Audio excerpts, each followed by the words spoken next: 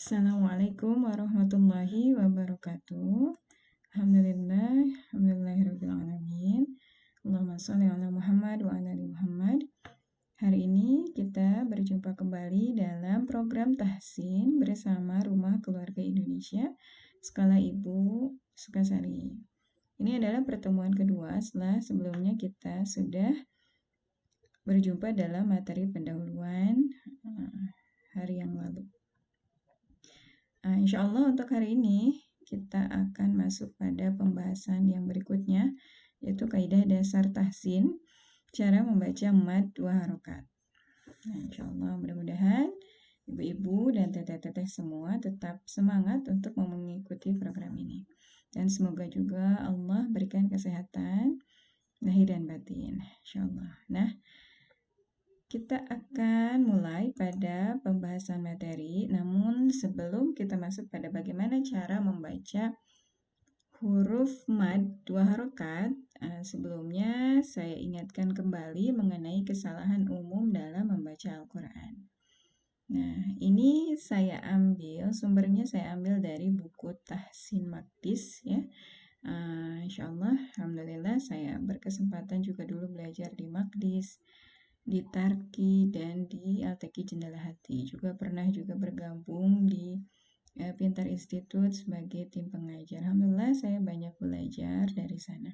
Insya Allah. Nah, ini saya ambil dari buku Tahsin Maqdis ya. Yang pertama, kesalahan umum dalam membaca Al-Quran. Itu ada kesalahan yang sifatnya jelas. Al-lahnul jali itu kesalahan yang jelas. Jadi orang yang tidak paham dengan bahasa Arab, yang tidak paham dengan ilmu tajwid, bisa mengetahui kesalahan ini. Jadi kesalahan ini jelas terlihat, jelas terdengar gitu ya. Yang pertama adalah kesalahan karena tertukar huruf. Jadi harusnya dibacanya qaf, kul, ini dibaca menjadi kaf, kul gitu. Nah, ini maknanya menjadi berbeda. Kesalahan yang merubah makna ya, itu kesalahan yang besar, kesalahan yang jelas. Itu yang pertama. Kemudian yang kedua, kesalahan yang berikutnya adalah tertukar harokatnya. Jadi yang harusnya dibacanya khalaqtu, aku telah menciptakan, kemudian dibacanya menjadi khalaqota, kamu telah ciptakan, itu menjadi berbeda sekali dalam maknanya. Kemudian yang ketiga, itu huruf pendek dibaca panjang atau sebaliknya. Fa'ala, harusnya dibacanya fa'ala, ini dibacanya terlalu panjang. Fa'ala, gitu. Fa'ala, seperti itu. Nah, biasanya ini terjadi karena seseorang itu ragu-ragu huruf yang berikutnya harus dibaca apa, atau terburu-buru atau tergesa-gesa dalam membacanya. Jadi kalau misalnya kita ragu-ragu nih apa nih huruf berikutnya, lebih baik diputuskan saja. Jadi tidak dipanjangkan agar tidak menjadi kepanjangan bacaannya. Nah, kemudian kesalahan yang berikutnya adalah tertukar tasydid. Jadi tidak dibaca nih tasydidnya. Harusnya kadzaba, ada tasydid di sana, ini tasydidnya tertinggal. Jadi tidak dibaca. Nah, ini maknanya juga menjadi berubah. Ya, itu kesalahan jali, itu kesalahan yang jelas. Kemudian yang berikutnya adalah al-lahnul khafi, kesalahan yang tersembunyi. Jadi kesalahan ini hanya bisa diketahui oleh orang-orang yang paham tajwid, orang-orang yang mengetahui ilmu tajwid.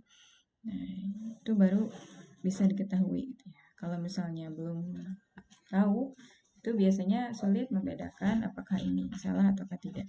Nah, kesalahan itu diantaranya adalah yang pertama, bacaan panjang 2 harokat dibaca menjadi 4 harokat. Jadi Ar-Rahmanir-Rahim itu kepanjangan. Harusnya 2 harokat, ini dibaca 4 harokat. Sama halnya dengan Maliki Yaumiddin, itu dibaca menjadi terlalu panjang. Maliki Yaumiddin, seperti itu.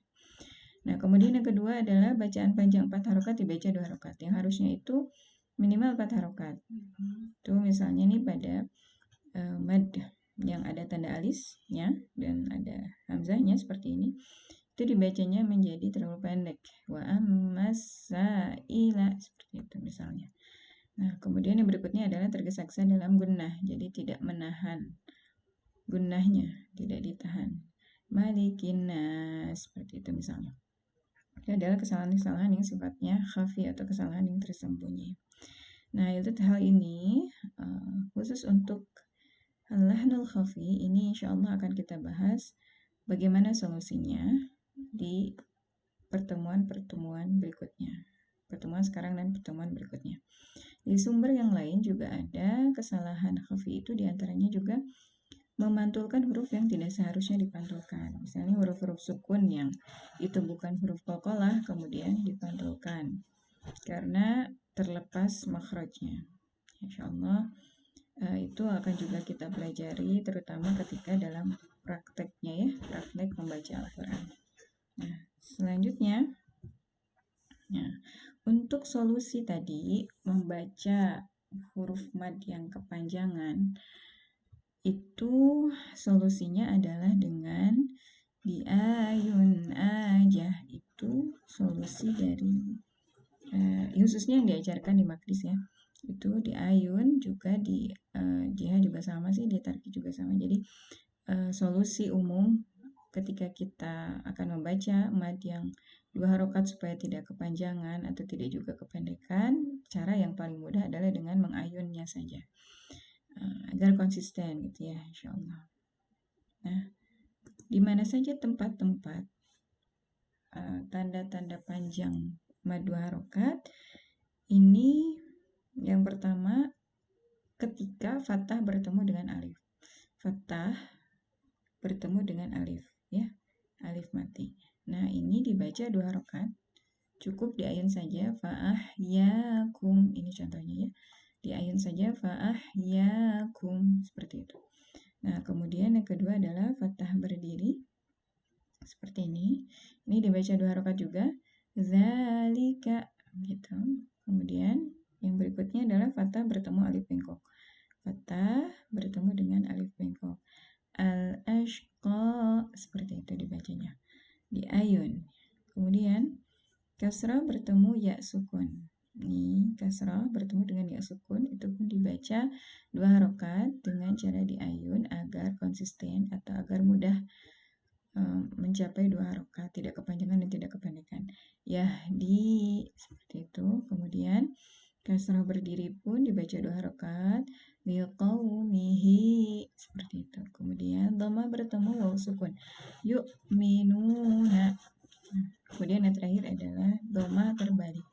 Haulahu. Seperti itu.